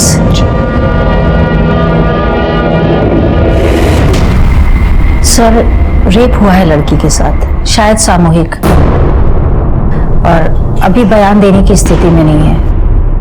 उस लड़की को देख के मेरा दिल दहल गया। हमारे सामने कई सारे सवाल है कि कौन है ये लड़की? कोई भी हो, सामान्य से सामान्य आदमी के पीछे भी बड़ा राज छिपा होता है। और देखो, ये सब बहुत आसान है। अब फॉर्म भरने का रहेगा तो मैं भर दूंगा ना। और हाँ, आपकी डीलरशिप भी दिलवा देंगे, और आपकी कुएं की जगह, सुरदर्शन भाव की गली की सड़क, आप लोग की घासलेट की दुकान, बाबा ना सब में आपकी हेल्प कर देंगे। पर अभी हम बाबा ने सुबह से कुछ भी नहीं खाया, तो अभी आप चलकर खाइए, और आप लोग भी शाम को आइए। अरे बैठे बैठे बैठे बैठे। अरे मीता बेटा, मैं खाना खा लूंगा, तू टेंशन मत ले। कब? कल? परसों? बाबा हम जानते सबको आपकी हेल्प चाहिए, पर खाना भी बहुत जरूरी है। उठिए। देख, अरे अच्छा, आप लोग चलिए, मैं कल सवेरे आप लोग से मिलता हूँ। चलिए। अरे चलता हूँ बाबा, चल चल। अरे चलिए, बैठिए। हाँ, सब तैयारी किया। कभी कभी मेरे को लगता है ना कि मैं इसका बाबा नहीं हूँ, ये मेरी बाबा है। बाबा नहीं, आई हूँ मैं आपकी। बाबा, आप हमेशा बच्चों की तरह करते रहते हैं। कितनी बार बोला कि आप सबको सलाह देना बंद करो। क्या मिलता है आपको सबको सलाह देकर? खुशी मिलती है, तरक्की होती है। हाँ मालूम है, खुशी बांटने से बढ़ती है, पर सेहत खाना खाने से बनती है, भूखे पेट रहने से नहीं। आई रोटी हो देते। अच्छा देख, मैं तो अपना खाना खा रहा हूँ, लेकिन तू ना अपनी पढ़ाई पे ध्यान दे। बाबा, आप मेरी चिंता मत कीजिए, मैं आपकी बेटी हूँ, और अब तक जो भी चाहे हासिल किया है। श्याम कॉन्ट्रैक्टर की बेटी को इंजीनियर बनना पड़ेगा। बन के रहेगी, बस 3 साल और। मेरी बेटी हीरो है। आई हीरो नहीं, हीरोइन।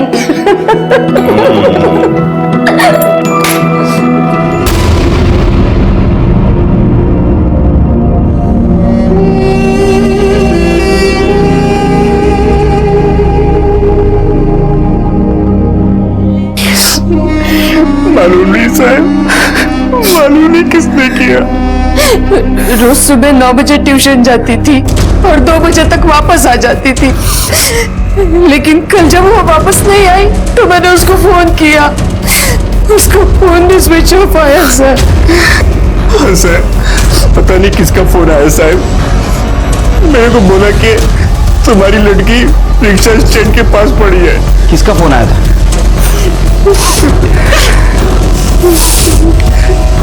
शिल्पी, पता करो किसका नंबर है। कितने बजे आया था? सर, यही कोई 6, 6:30 बजे आया होगा।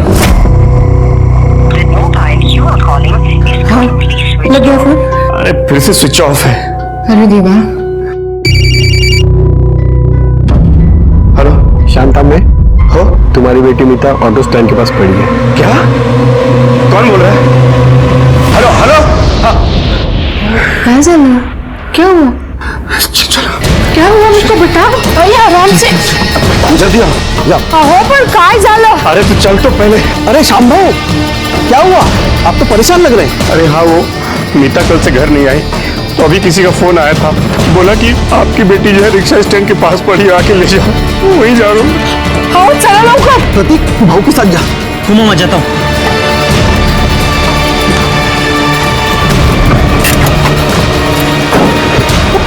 वो फोन पे क्या बोला था उसने, मुझे बताइए। कुछ सुनाई नहीं दिया फोन पे। उसने बोला तुम्हारी लड़की रिक्शा स्टैंड के आसपास है, जाके उठाओ, देखो जाके। भाई भाई, आपने किसी लड़की को देखा क्या इधर? नहीं देखा। मीता, मीता, मीता, मीता, काका, अरे काका, काका आओ यहाँ। काका, काका मीता, काका मीता। सर जब हम लोग वहां पहुंचे तो वो बेहोश थी। हम लोग ही उसको उठा के इधर हॉस्पिटल लेके आए। जिसने आपको फोन किया उसने एग्जैक्ट क्या बात की आपके साथ? ज्यादा बात नहीं हो पाई। मैं उसको कुछ पूछता इससे पहले उसने फोन काट दिया। उसने तुम्हारे फोन पे फोन किया, इसका मतलब तुम्हारा जान पहचान करेगा? नहीं साहब, अभी जान पहचान का कोई अपना ऐसे सगी के साथ ऐसा करेगा कैसा? सर वो फोन खेड़े गांव के सागर बस डिपो के पीछे से आया था। और मीता का फोन? सर उसका फोन अभी भी स्विच ऑफ है। उसका सीडीआर निकालो, सर्विलेंस पे डालो। ठीक है सर।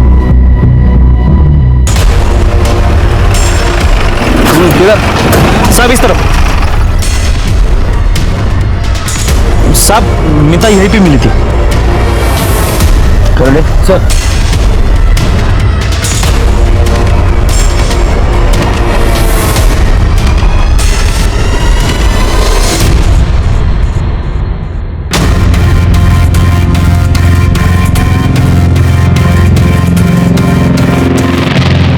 सर उन लोगों को तो कुछ नहीं पता। ठीक है, आसपास का सीसीटीवी फुटेज मिलता है कि देखो। ठीक है सर। शिर्के, डॉक्टर विमल के हिसाब से उसे नाथपाड़ा से उठाया गया। उसके बाद में करीबन 20 मिनट के बाद उसे एक कंडक्टर की आवाज सुनाई दी। मतलब ये सागर बस डिपो हो सकता है। वहां से थोड़ा आगे जाने के बाद उसे मंदिर की घंटी सुनाई दी। मतलब ये हरिहर मंदिर। और उसके 5 मिनट के बाद गाड़ी रुक गई। तो ये एरिया हो सकता है पकलूच, कुकाना, शेगांव, धूपखेड़ा के आसपास। हाँ सर।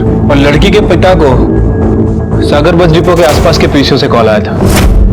मतलब ये अपराधी ने अपना काम इधर कर लिया, लड़की को ठिकाने लगाया, फिर से सागर बस डिपो की तरफ गया और वहां से उसने फोन किया और चला गया। लेकिन सर कहाँ गया होगा? कहाँ से आया और कहाँ निकल गया? वो तो पता नहीं, लेकिन जो कुछ भी उसने किया है वो यहाँ पकलूच, कुकाना, शेवगांव और धूपखेड़ा के आसपास किया है।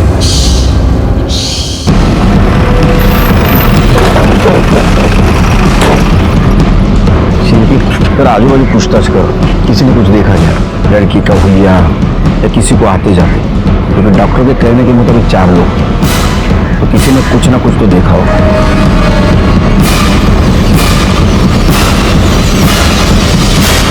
प्रत्येक गोष्टीला फोन करणार का मला तू? क्रेडिट कार्ड वापर ना, का पैसे तिकडे द्यायला येऊ? पण कामात आहे मी। सर आसपास तो किसी ने कोई मूवमेंट नहीं देखी। तुम पूछताछ करते रहो, मैं जरा हॉस्पिटल जाके आता हूँ। लगता है तहकीकात का रूट बदलना पड़ेगा। एक 17-18 साल के लड़की के साथ कुछ अपराधियों ने घिनौनी हरकत की थी। लड़की हॉस्पिटल में थी और अपराधी फरार। और मुझे और मेरी टीम को सुकून नहीं था क्योंकि अपराधी को हमने अब तक नहीं पकड़ा था। एक बात बताऊं, अपराधी का चेहरा घिनौना या डरावना नहीं होता, वो तो हम जैसा ही होता है। इसीलिए उसके होने की और उसके करतूतों की दस्तक हमें मिलती है, लेकिन हम पहचान नहीं पाते। डॉक्टर विमल ने हमें तहकीकात का एक रूट बताया था, उसके ऊपर मेरी टीम चल रही थी और मैं हॉस्पिटल पहुंचा तहकीकात का दूसरा रूट ढूंढने, क्योंकि पुलिस को सुराग 2 ही जगह मिल सकता है, एक तो क्राइम लोकेशन पे या विक्टिम के पास। लड़की शॉक में है, होश में आने में थोड़ा टाइम लगेगा। रेप के बारे में कुछ पता चला? कितने लोग हो सकते हैं अंदाजन? कहना मुश्किल है सर, डीएनए टेस्ट करना होगा।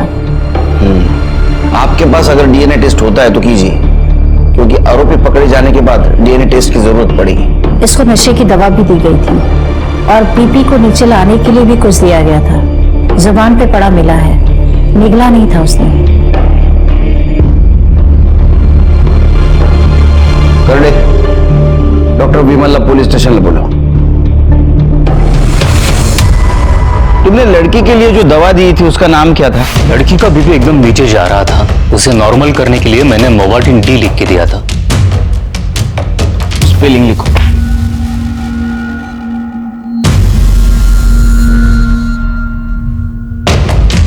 तुमने लड़की को जब देखा तो वो बेहोश थी ना?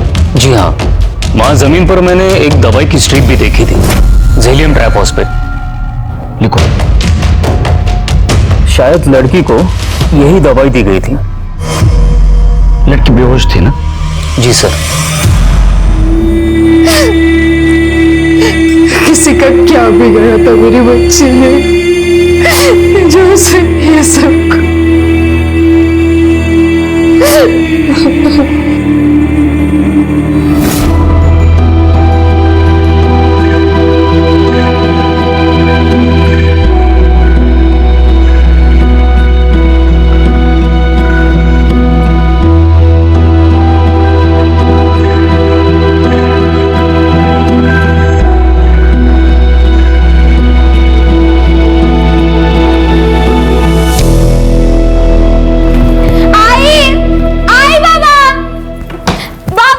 अरे हाँ भाई, इधर हूँ। क्या हुआ क्या हुआ?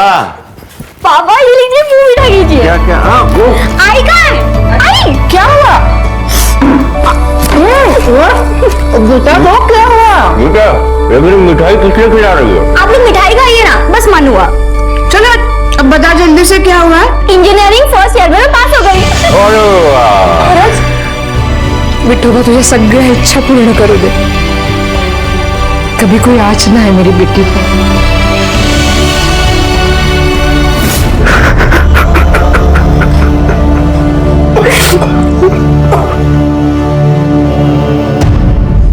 डॉक्टर के मुताबिक उसे 4 बजे उठाया, 4:30 बजे वो ठिकाने पहुंचे और बाद में आगे 1 घंटे भर में ये दवाई खरीदी गई होगी। एक काम करो शेरके, नागपाड़ा से लेके पकलूस तक के एरिया में जितने भी मेडिकल स्टोर्स है पता करो ये दोनों दवाई किसने खरीदी। लो। ठीक है सर।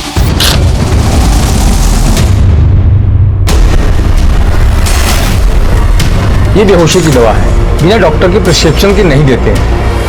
वैसे भी ये दवा हमारे पास स्टॉक में नहीं है। ये दोनों दवा है सर हमारे पास, पर कोई लेके नहीं गया।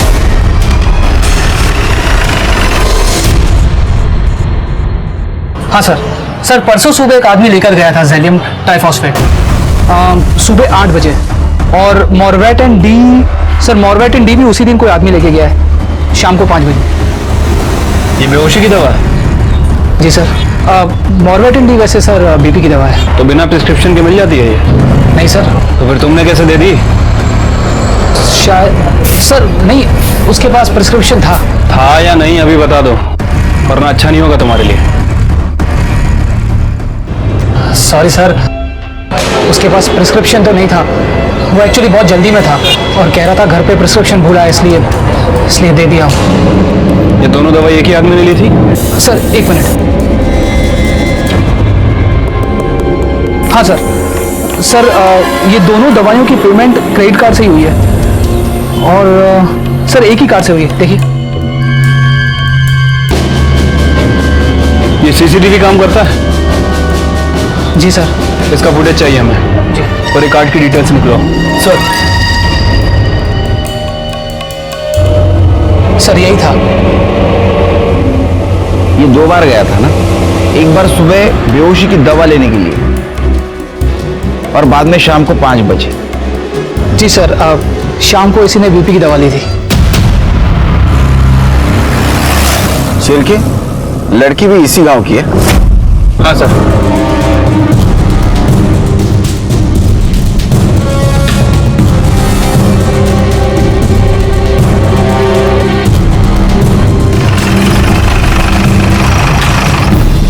दैवत कल शाम तक था, सुबह निकल गया। किसके साथ? एक लड़का था। कौन था? क्या नाम है लड़के का? नहीं साहब, मैंने ठीक से देखा नहीं उसको। किधर गए दोनों? बताया नहीं साहब, वो कभी बता के नहीं जाता है। मोबाइल नंबर दो दैवत का। हाँ, बोलिए। 9867। चिड़के, इस नंबर का कॉल रिकॉर्ड निकालो, इस दैवत का फोटो लो, हर पुलिस स्टेशन में भेज दो और नाके पे अलर्ट करो। ठीक है सर।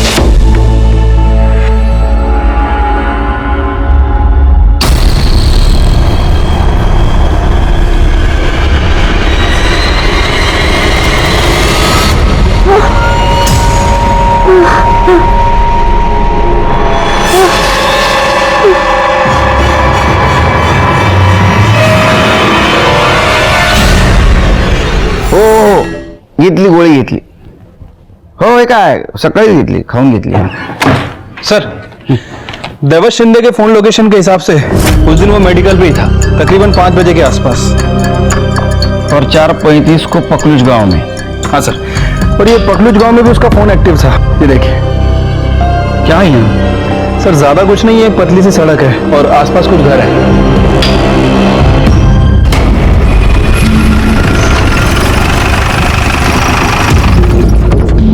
क्या कर रहे हो इधर? चौकीदार है साहब, ये सामान रखना था. तो खोल. चाबी मालिक के पास है. एक दूंगा रख के. अरे अरे खोल.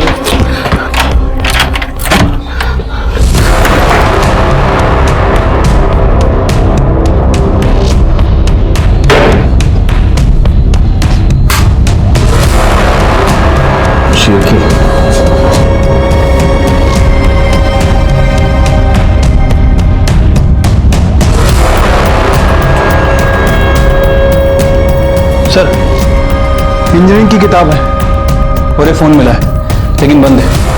इंजीनियरिंग की किताब मतलब ये बैग मीता का ही होगा. एक काम करो शिरके, फॉरेंसिक टीम को बुला, इस एरिया का टावर लोकेशन निकालो, पता चलेगा कौन कौन आया था. और तुम लोग सब कमरे की तलाशी लो अच्छी तरह से. मालिक पुलिस सब काय झालं साहेब? वजन तू कोण है? सब बबन हे घर माझं आहे. अच्छा हुआ तू आ गया. कल इधर दैवत आया था ना दोस्तों के साथ. कल तो कानाखाली जाळ काढू मग येईल लक्षात. हा आया था ना? नहीं साहब, वो दैवत सुबह मेरे से घर का चाबी लेके गया था. हाँ. वो बोला मैं दोस्तों के साथ में थोड़ा मजा मस्ती करते बैठेगा. सिर्फ बैठने आया था या कुछ और करने आया था? नहीं साहब, बाकी तो मुझे पता नहीं, मगर सब हुआ क्या है? शिरके बहुत भोला बन रहा है, इसको अंदर लेके जाओ सब याद आएगा. अरे चल जाओ इनके साथ. चल.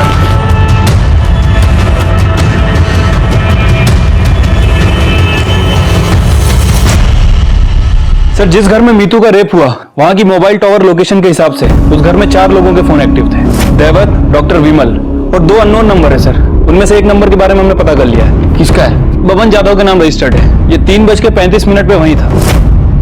अगर उसने दैवत को सुबह चाबी दी तो दोपहर में वहां क्या कर रहा था? बबन को लेके आओ. साहब वो दैवत मेरे को बोला कि वो शंभू कोई लड़की लेकर आ रहा है, तो वो कमरा चाहिए करके. हाँ मैंने बोला उनको कि ये सब ठीक नहीं है. ये तू बोला? हाँ आई शपथ साहब, मैं ही बोला. फिर साहब वो जिद किया तो उन्होंने जिद किया और तूने जिद्दी लोगों को चाबी दे दी. ये शंभू कौन है? वो दैवत का गांव वाला है साहब, वो भत्री गांव का. शंभू और दैवत के अलावा बाकी के 2 लोग कौन थे वहां पे? साहब वो सब मुझे मालूम नहीं साहब. अच्छा वो डॉक्टर विमल भी कह रहे थे 4 लोग थे. शंभू, दैवत, तीसरा तू, चौथा कौन था? साहब तू वहां क्या कर रहा था रे? साहब मैं नहीं था साहब. ये दूंगा रख के. तेरा मोबाइल लोकेशन बोल रहा है तू था वहां. क्या कर रहा था? हाँ साहब मैं वो चेक करने गया था साहब. वो भैंस को चारा देना पड़ता है ना, वही चेक करने गया था. चारा देने गया था? ये लड़की के साथ तू भी? नहीं साहब, आई शपथ नहीं साहब, मैं ये सब नहीं करता साहब. तो ठीक है अब ये बता वो 2 आदमी कौन थे? बोला ना साहब, वो सब माकर टोपी डाले थे.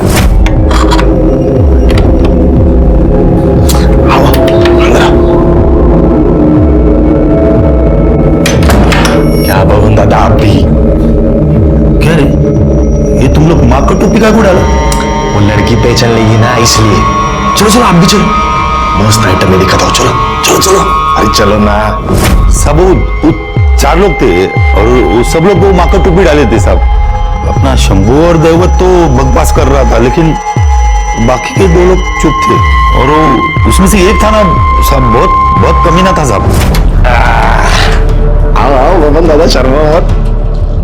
कैसा आइटम मस्त है ना? ये बबन दादा वही करने दो. चलो हो जाओ शुरू, हो जाओ शुरू. चाचा ये सब मैं नहीं करता है. लगता है शादी के बाद बबन भाई का पैंट ढीला हो गया. कुछ जो समझने का समझो. ए लगन सैंपल करके दिखा.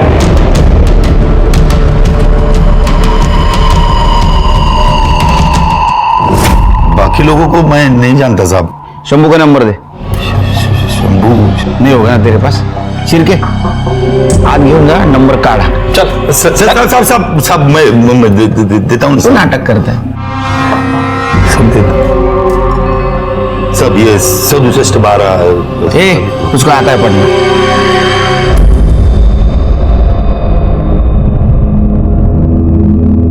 नमस्कार। ये देखिए, जो कुछ हुआ बहुत बुरा हुआ। हमारी पार्टी की तरफ से यह आपको चेक।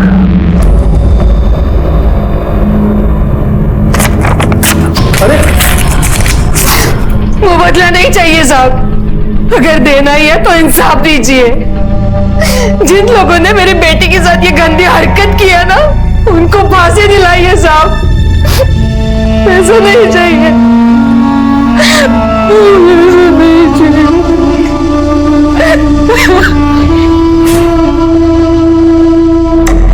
ये सब अजीब लग रहा है मुझे शिव। क्या सर? दैवत, शंभू और ये लड़की, ये तीनों एक ही गांव के हैं और विक्टिम के साथ इन तीनों का कुछ ना कुछ कनेक्शन है।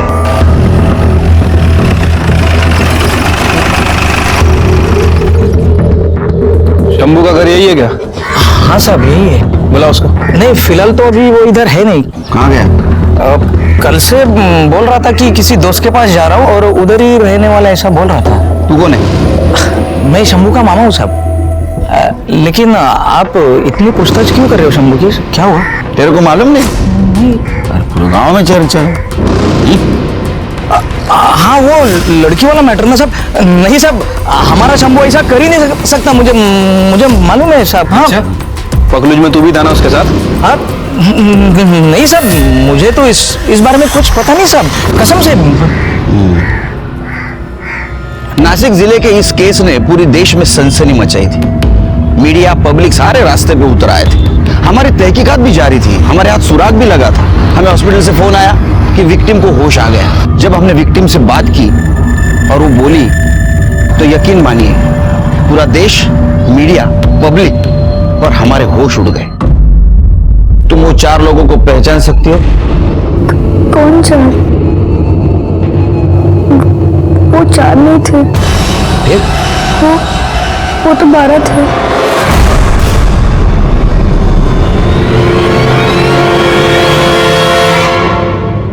सर, 12 लोग? उनमें से सिर्फ 4 लोग हमें पता है। सर, कहीं ये बबन यादव भी तो शामिल नहीं है? 4 और 1 5 होते हैं शिर के, 12 नहीं। 8 लोग कौन हो सकते हैं? भातरी गांव में हुई शर्मनाक वारदात को आज 4 दिन हो गए हैं, लेकिन स्थानीय पुलिस अब तक एक भी सुराग नहीं जुटा पाई है। हमारे सूत्रों के हवाले से हमें खबर मिली है कि इस जघन्य अपराध में 12 लोग शामिल थे, पर पुलिस के हाथ अब तक एक भी अपराधी नहीं लगा है। क्या कर रही है आखिर यहाँ की पुलिस? हाँ सर, दैवत और शंभू को जानता हूँ मैं, वो मेरी ऑफिस में आते थे। दैवत को तो मैंने उसके बिजनेस में हेल्प भी किया था सर। बिजनेस? अब वो सीमेंट का डीलरशिप दिलाने में मदद किया था साहब उस कमीने को मैंने। ये दैवत और शंभू आपके घर पे आते जाते थे? घर पे बहुत नहीं साहब, कभी कभी आते थे फेस्टिवल में। वो लोग गांव में भी अलग मोहल्ले में रहते साहब। डॉक्टर विमल को कितना जानते हैं आप? डॉक्टर विमल कुछ खास नहीं साहब।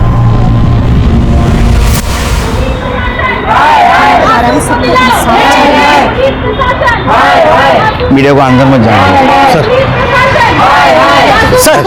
आखिर इस केस के बारे में क्या पता चला? इन्वेस्टिगेशन चल रहा है सर, अपराधियों के बारे में कुछ तो बताइए सर।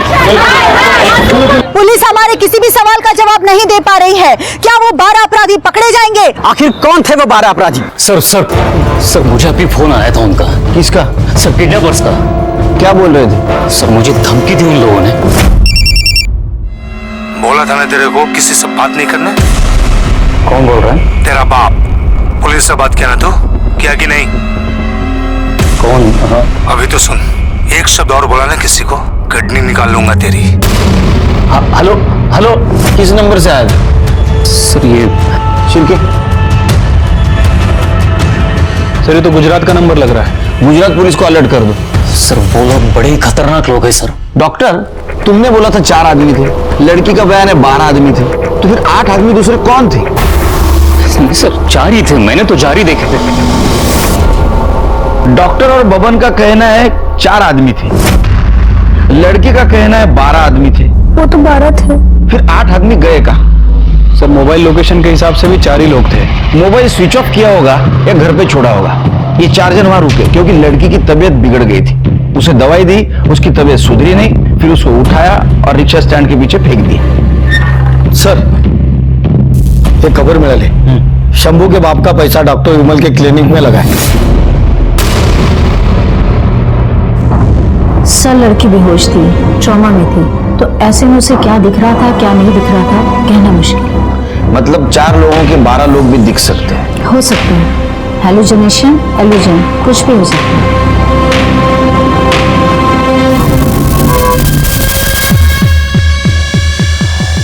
तुम्हें क्लास में या ट्यूशन में कोई लड़का छेड़ता था, परेशान करता था? नहीं सर। आपको कोई दोस्त, कोई बॉयफ्रेंड? नहीं सर, मतलब दोस्त है इंटरनेट पे, फ्रेंड रिक्वेस्ट भी बहुत आते हैं पर मैं एक्सेप्ट नहीं करती। कई दिनों से एक लड़का बार बार रिक्वेस्ट भेज रहा है। कौन है? नाम तो नहीं पता पर उसके अकाउंट में गंदी तस्वीर है। कुछ तो नाम होगा। कुछ अजीब सा है। आप अपनी आईडी का पासवर्ड दे दीजिए, हम पता कर लेंगे। MEETHA।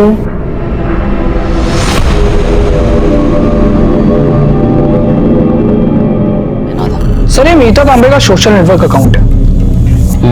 कुछ मिला क्या? हाँ सर, वैसे तो इनको कई फ्रेंड रिक्वेस्ट आती रहती हैं, लेकिन ये लव शिकारी। ये लव शिकारी का फोटो डीपी? नहीं सर, मैं आपको एक चीज दिखाता हूँ। सर ये देखिए, सर ये जो फोटोज हैं लड़कियों और औरतों की, इनको बिना बताए ली गई है। ये जो लव शिकारी है ना सर, ये बड़ा पॉवर्ड काइंड का मेरे को लगता है। मतलब सर विपरीत बुद्धि का। चिरके सर, ये सब फोटो गांव की लगती है। इसका आईपी एड्रेस?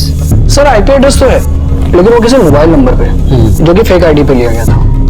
अभी मैंने ट्राई किया, लेकिन वो स्विच ऑफ जा रहा है सर। चिरके, इसका आईपी एड्रेस तो निकालना पड़ेगा, और मुझे यकीन है ये भातरी गांव में मिलेगा। शिरके, एक ही तरीका इन्वेस्टिगेशन का। जिन औरतों की और लड़कियों की तस्वीर खींची है ना, उनसे पूछो इस लड़के को देखा है क्या उन्होंने। मालूम नहीं किसने निकाला है फोटो, मैं तो देखी भी नहीं। कितना गंदा फोटो निकाला साहब इसने मेरा। इसको पकड़ो और बंद करो जल्दी से। किसने निकाला था फोटो? पता नहीं साहब, मना किया था मैंने कि मत लो ये फोटो, लेकिन वो मानता ही नहीं। किसने ली थी ये फोटो? अब मैं नाम बताऊंगी तो मारेगा वो मुझे। तुम बस नाम बताओ उसका। वो दिन भर गांव में घूम घूम कर लोगों की फोटो निकालता है और टोकने पर कहता है कि ठीक बाय कर देते हैं। फोटो क्यों निकाल रहा है मेरी? मैं तो मेरी सेल्फी निकाल रहा हूँ, तेरी फोटो कौन निकालेगा? चल। सेल्फी बोल बोलकर लड़कियों और औरतों की फोटो निकालता है। नाम क्या है उसका? नाम तो पता नहीं, पर वो तालाब के उस तरफ मोहल्ला है ना, वो उधर रहता है। जानता हूँ सब उस लड़के को जिसने ये तस्वीरें निकाली। इसका बाप तो दुकान है, सीमेंट और ईंट बेचता है, और जिस लड़की के साथ कांड हुआ ना, उसके बाप ने मदद की थी दुकान खोलने को। ये अपने बेटे को बर्बाद करके रखा है। तो काय माधव, काय चाल रहा है? नासिक में सीमेंट का गोनी 240 में मिलता है और इधर तू 320 में बेचता है। पापा, मेरे को 10,000 रुपए दो, नया मोबाइल लेने का। अरे तेरा क्या नाटक है, रोज रोज नया मोबाइल? पापा मेरे को बताओ, मार्केट में नई चीज क्यों आती है? क्यों? क्योंकि मेरे जैसे लड़के उसको खरीदे। चलो लाओ, 10,000 रुपए दे दो। तू भी ना नहीं मानेगा तू। ले आयुष कर जा। थैंक यू पापा। हाँ सुधरना रहे कभी। देख देख वो पिंक वाली देख, आजकल तो बहुत बड़ी दिखने लगी है, जवानी जो चढ़ी है। अभी आजकल इंटरनेट और टीवी ने सबका दिमाग खराब करके रखा है। किसके दिमाग में क्या चल रहा है कुछ पता नहीं चलता। लेकिन आप तो सरपंच है ना इस गांव के, आपको तो ध्यान रखना चाहिए। हो सकता है इन सब कांड में लड़का शामिल हो। हाँ साहब, हमारी गलती हो गई। यानी कि एक बार उसकी कंप्लेंट आई थी हमारे पास, लेकिन हमने ताकीद देके छोड़ दिया उसको। देखो आता तुम्हीच काहीतरी करा।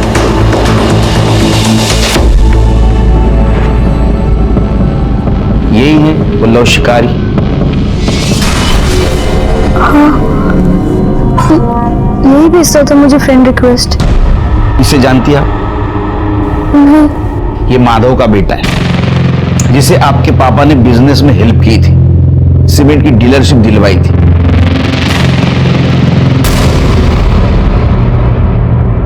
वो सही लड़का नहीं था, मुझे बिल्कुल भी अच्छा नहीं लगता था। मैं उससे बात करना बिल्कुल पसंद नहीं करती थी। बाबा, ये जो प्रतीक है ना, बिल्कुल सही लड़का नहीं है। क्यों बेटा, ऐसा क्या किया उसने? बहुत बकवास बातें करता है। अरे बेटा वो थोड़ा मस्ती खो रहा है, लेकिन ऐसा हमले से तूने देखा उसने अपने बाप का बिजनेस कैसे चमका दिया? क्या हुआ? किसके बारे में बात कर रहे हो? अरे वो प्रतीक के बारे में बोल रही थी। ये वहां था जहां आपको ले गए थे? मालूम नहीं सर, सभी मंकी क्या बनी थी। वो आया था? नहीं सर, लगता है उसे भनक लग गई। उठाओ उसको।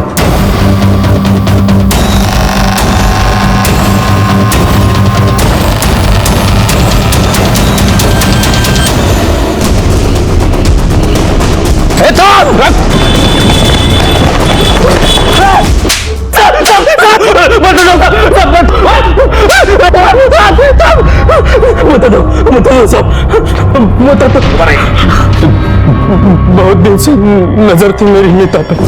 श्याम बाबू, दुकान नक्की करके आया हो, जैसा आपने बोला वैसे ही। बस एक बार ये लाइसेंस हाथ में आ जाए ना, बढ़िया पार्टी दूंगा आपको। मुझे अच्छी लगती थी वो।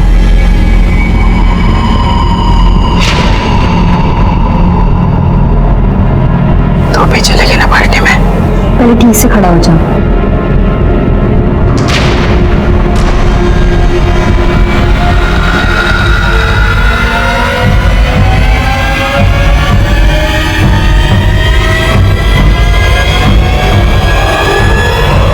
अरे सॉरी सॉरी सॉरी सॉरी मीता, सॉरी सॉरी सॉरी। क्या कर रहा है तू? देख ही नहीं चला सकता तू? अरे मेरे साइकिल का ब्रेक टूट गया था, सॉरी ना यार। जानबूझ के किया ना? अरे नहीं नहीं, कसम से मेरा ब्रेक टूट गया था।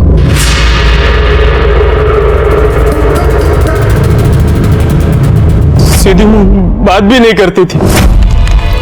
अरे कुछ करना यार, मुझे उस मीता के साथ लव करना है। ये लवर, थोड़ा कंट्रोल कर अपने आप को। अरे दैवत से बात करना, उसका दोस्त बबन, अरे उसके पास घर है ना, उधर लेके जाते हैं उसको। सब मिलके साथ में मजा करेंगे। क्या बोलता है? सॉलिड ना? ये बात तूने सही बोली। हाँ, सब साथ में मजा कर। हेलो, हाँ देवत।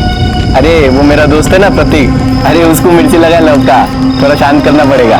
तेरा दोस्त है ना बबन, उसका घर लगेगा बस। हाँ अच्छा ठीक है, हो गया? हो जाएगा।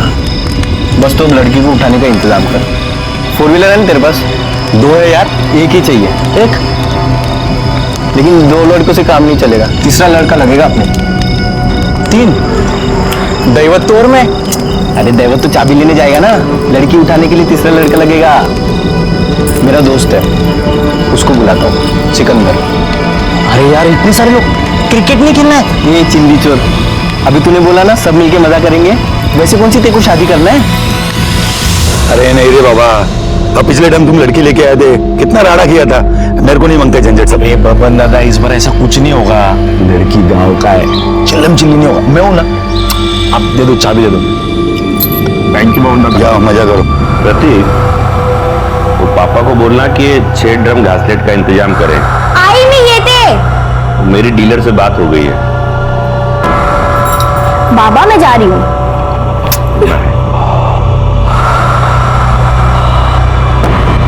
जी बोल दूंगा, मैं जाऊं? हाँ जा जा जा, तो देख भूलना नहीं। हाँ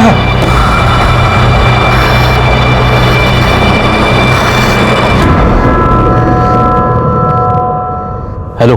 अरे भाऊ, बेहोशी की दवा के लिए डॉक्टर का प्रिस्क्रिप्शन लगता है।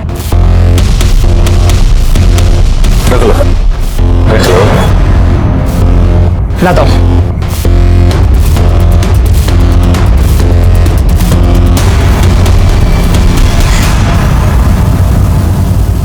अच्छा खासा असर हुआ है गोली का। ए लवर, याद है ना तेरे को मिल बांट के? हाँ चलो ओपनिंग तू कर ले, ठीक है?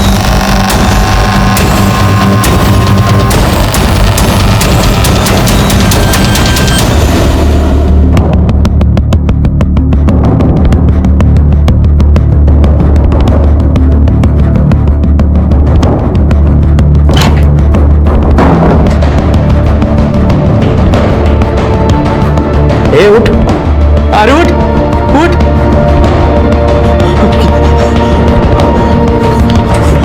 अरे जल्दी इधर आओ, जल्दी इधर आओ। क्या रे, क्या हुआ?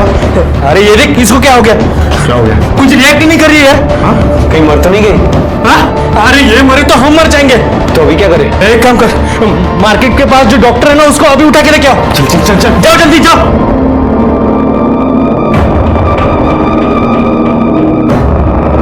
ये ले पानी ले।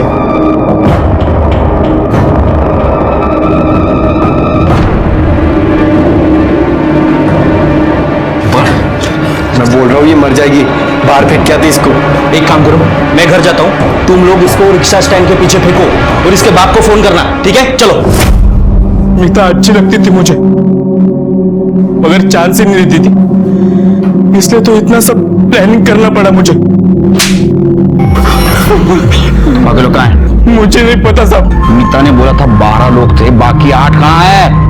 8? हम तो 4 ही थे साहब। साहब हमने 2-3 बार बार किया, इसलिए उसको लगा होगा कि 12 है। इस केस में शुरू से हमें एक शक था कि अपराधी 4 नहीं 12 है, और जब हमने प्रतीक को पकड़ा तो यह साफ हुआ कि अपराधी 4 है। बाकी अपराधियों को हमने यूपी, एमपी और सिकंदर को कर्नाटक से पकड़ा और उनके खिलाफ चार्जशीट भी दाखिल की। इस केस को शुरू से देखता हूं तो एक बात साफ नजर आती है कि आने वाले गुनाह की दस्तक मिली थी, लेकिन मीता के माता पिता और गांव वालों ने उसे नजरअंदाज कर दिया। उसका नतीजा एक मासूम और होनहार लड़की के साथ एक घिनौनी घटना घटी। जाते जाते इतना ही कहूंगा कि आंखें और दिमाग खुली रखे, अनहोनी और अपराध को सुने और उसे रोकने में हमारी मदद करे। मैं सीनियर इंस्पेक्टर सुनील केलकर आपसे विदा लेता हूं, फिर मिलेंगे अगले एपिसोड में। तब तक के लिए सतर्क रहिए, देखते रहिए क्राइम पेट्रोल 10 तक। मकसद बताना नहीं, बचाना है। जय हिंद। क्राइम पेट्रोल के ऐसे ही मजेदार एपिसोड्स देखने के लिए हमारे चैनल को सब्सक्राइब करें